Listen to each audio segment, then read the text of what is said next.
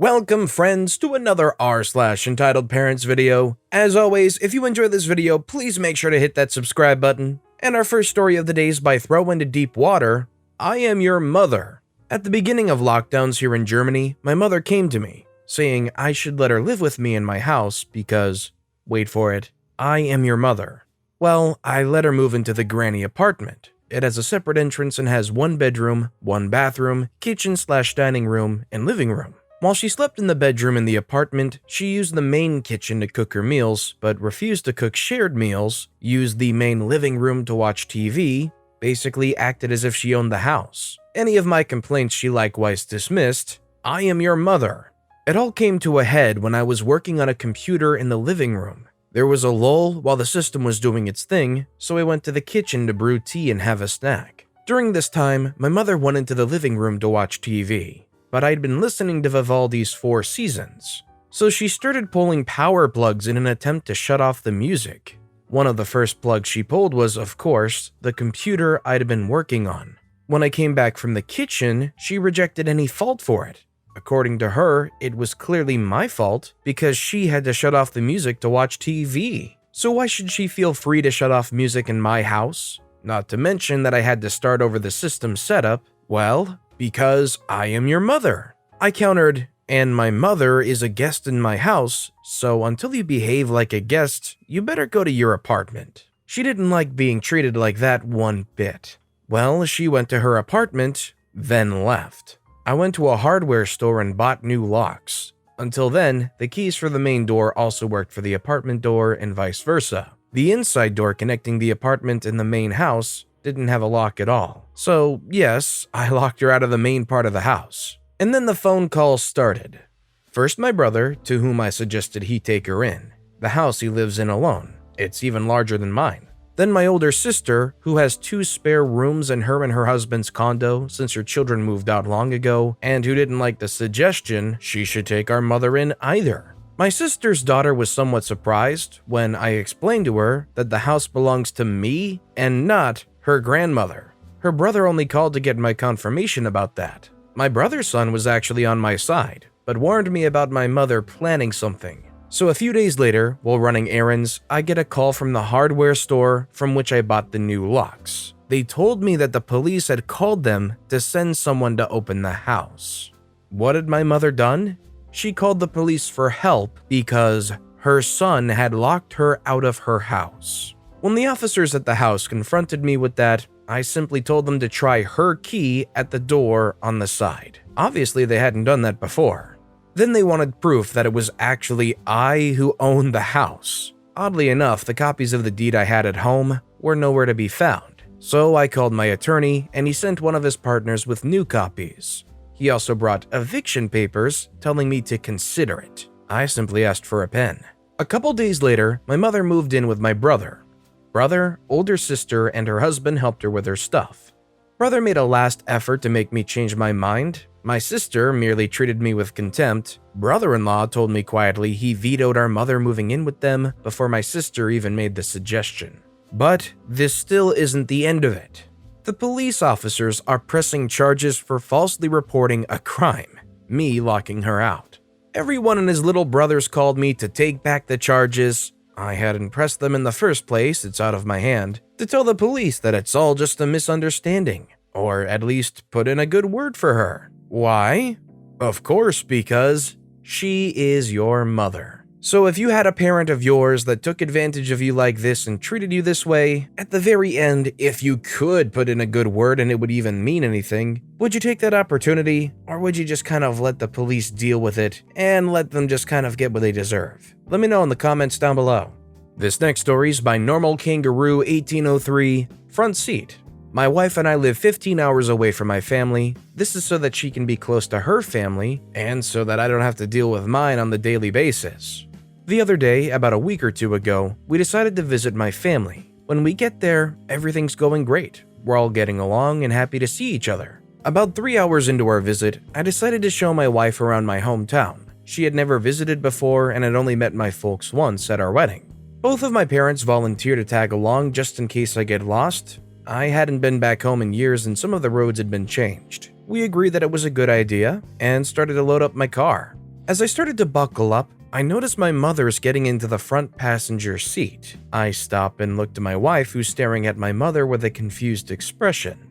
Mom, I said, trying to sound polite because I know the slightest thing can set her off. Can you hop in the back seat? That's wife name's seat, and she gets car sickness if she's in the back seat. My mother scoffs and rolls her eyes at me. She can just sit in the back seat, she said, exasperated, as if she had explained this thousands of times to me. We won't be gone long, so she won't get car sick. Now, my wife can get car sick from a 3-minute drive if she's in the back seat, especially when she's around strangers, and yes, my folks are strangers to her. Taking all of this into consideration, I quickly pipe up and say, "So can you? I'm not arguing this with you, Mom. This is my car, and I want my wife to enjoy being able to look around where I grew up." She scoffs again and turns to my wife and says with the most condescending tone I've ever heard, "You won't mind if I take this seat, will you? He's my baby boy, and I haven't been able to see him since you heartlessly took him away from me." Luckily, my wife and I didn't have to say anything because my hero of a father jumped in and told my mother to get out of the car. He isn't the type to deal with BS, and my mother knows this. She quickly hopped out and turned to get into the back seat. I sighed in relief for a moment until my father stopped her. "We are not going with them," he said, anger very evident on his face as he stepped in front of my mother. "We need to talk about how you treat our daughter." You see, my mother has always hated my wife, where my father treats her no different from any of my siblings and I. Needless to say, an argument broke out, and my wife and I left without seeing the town. Although the experience was very lackluster in what you would hoped it have been, it must be nice for OP to see their father stand up for their wife, when, yeah, it's very evident that OP's mother has some kind of an issue with her. Wants her to have a bad experience or mess things up for her, I don't know. Our next story is by Riviercus. He can't play guitar, he's faking it. I'm 14 years old and live in the Netherlands. My father's Dutch and my mom's Vietnamese. I've been playing guitar for over 5 years and really enjoy doing it. My dad listened to a lot of Dream Theater and grew up with that. I play a lot of progressive metal. This happened last year before COVID came. I was almost 14. We had this talent show in the 2nd grade of middle school, and I decided to join. I played The Endless Knot by Hacken, a great song, with a little improvised solo in the silent piano part near the end. There were no real awards, but it was mostly for enjoyment. There were like 10 other participants, 6 of them were girls that sung, 1 group that danced, 2 comedians, and 1 other guitarist. I won. I was really happy, and the other participants were really nice. I personally found 1 comedian hilarious that had some good jokes. There were a lot of parents that gave me a standing ovation, and it was one of the best moments of my life.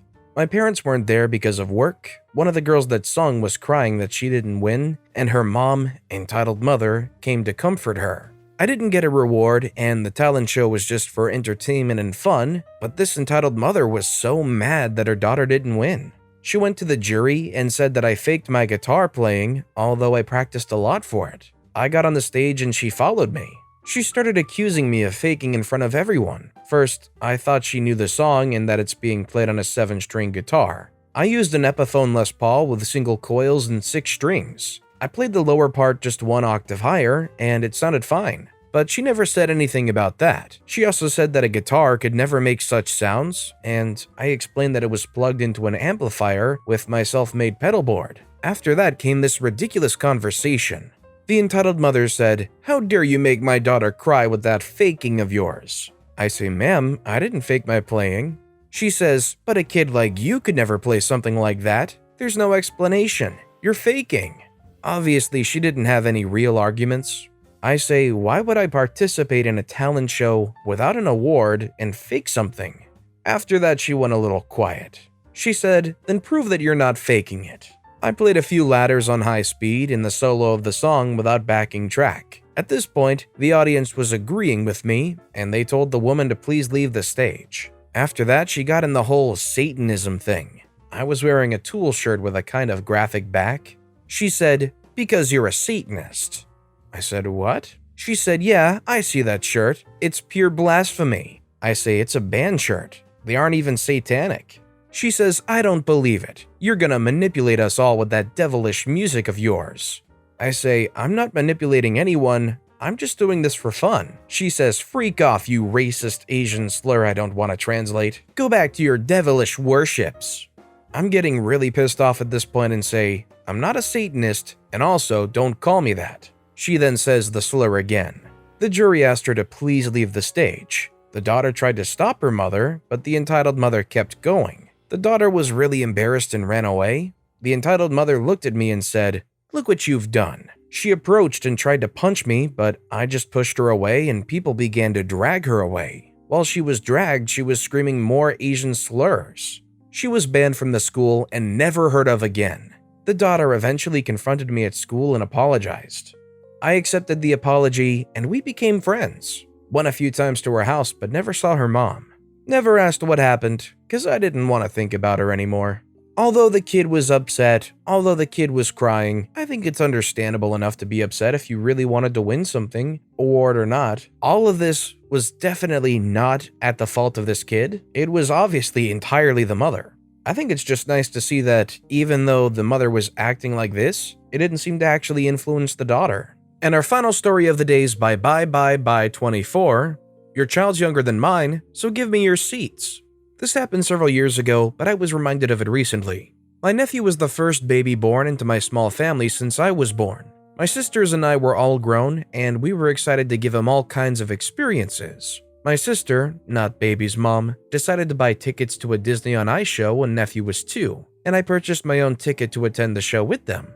It had tiered pricing based on how early you bought the tickets, and we managed to get front row seats for about $60 each, and nephew was free. The tickets were much more expensive if we had waited to buy them. We hyped up the day and nephew was excited to go.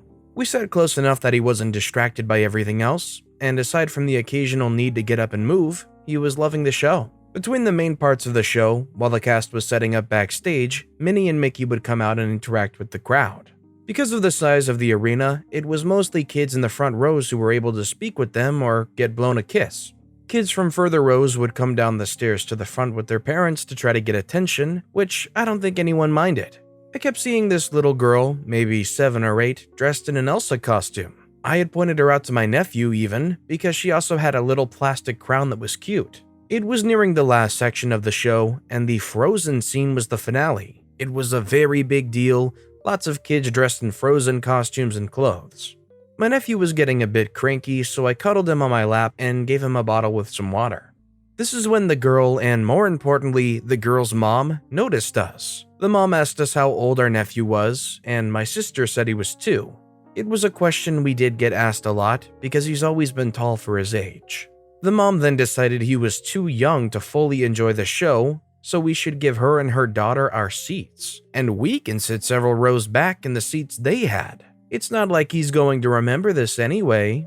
Now, we were aware it was a kid's show, and our nephew was mostly sitting in one of our laps anyway. We would have been okay with the little girl sitting in the seat closest to the aisle, and her mom could sit on the stairs or stand beside her. But there was no way we were giving up all our seats that we paid for just because this lady wanted them. So we said no and reminded her that we paid for these seats. She had the start of a tantrum, saying things about how young mothers have no idea about how to raise children. We were selfish, can't we see we're ruining the experience? However, before either of us bothered to respond, the lighting went low and the final part started. She was drowned out by everyone cheering, and her own daughter rushed back to their original seats to watch the show. My nephew was very confused about the weird lady and kept twisting back to see if he could find her in the crowd. But once Elsa showed up in her fancy sparkly dress, he was interested in the show again. By the way, he did remember the show for several months, so the lady was wrong. We've taken him basically every year since then, with the other babies who've joined the family, so I'm sure a lot of memories have merged. Even if he didn't remember, it was worth it for him to have fun in the moment. Yeah, I think whether or not the kid truly remembers it, it's just nice to have that experience with the kid and give the kid that experience. It could stick with them, maybe it doesn't, but what does it really matter if they do remember it or not as they grow up? You'll be able to remember not only watching them enjoy the show, but just being with them and enjoying it together. I think that alone makes it worth it. But with that being said, that's a wrap on another bunch of stories here today. As always, if you guys have any favorite videos of this bunch, let me know which one in the comments down below and why. And if you enjoyed the stories in general, if you could subscribe to this channel, it'd mean a lot to me. I make these videos daily, and it's by far and away the best way to support my channel. So no matter what you did, whether it was subscribing or liking, leaving a comment, I just appreciate the heck out of you guys. And as always, I'll be back tomorrow with even more stories right here on the Storytime channel.